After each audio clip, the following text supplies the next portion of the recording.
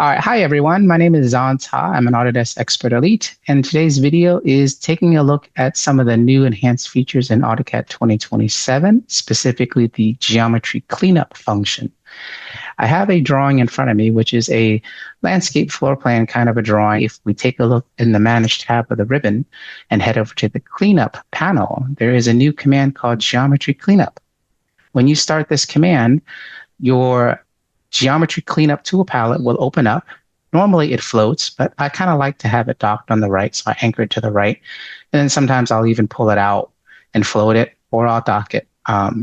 Now, in the Geometry Cleanup tool palette, you have the ability to tell the software, take a look at all of this stuff and show me what's wrong and help me to analyze and understand what's wrong. So I can click this little button right here for the settings.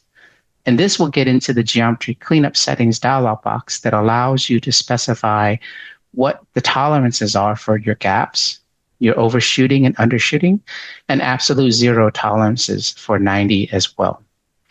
These are the default values. You might want to play with them if you dare to try to play with them. I'm going to leave them as a default just so you can see how it behaves. So we're going to click Rescan.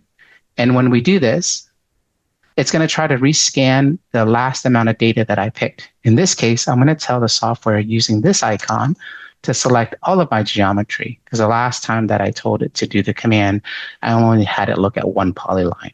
So this time I'm going to select the whole thing, hit enter, and it's going to completely scan the file. And it's very quick. Even though this file is not a huge file, it's still very fast. And it shows me 15 errors total. And what you can do is you can hit these little arrows here to expand each of the listings. And if you hover your mouse over any one of them and left click any one of them, you will start to see what those errors are. So here it's telling me that I've got 3 absolute zero errors. So there's one particular line that is not at 0 degree. There's one up here as well. And then there's one here as well. And then there's also absolute 90 errors as well. So I can click these and I can see what they are.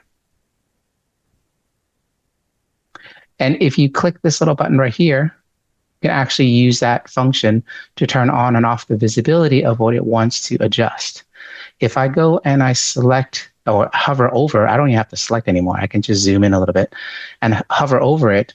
You'll get a contextual tab that allows you to specify 3 different possible solutions for your design. Now, you got to take your design into context, right? So in this particular one, this says it's 87 degrees. If I tell it to rotate it at the midpoint, this is the result. Rotate it at the endpoint, this is the result. Rotate it at the other endpoint, this is the result.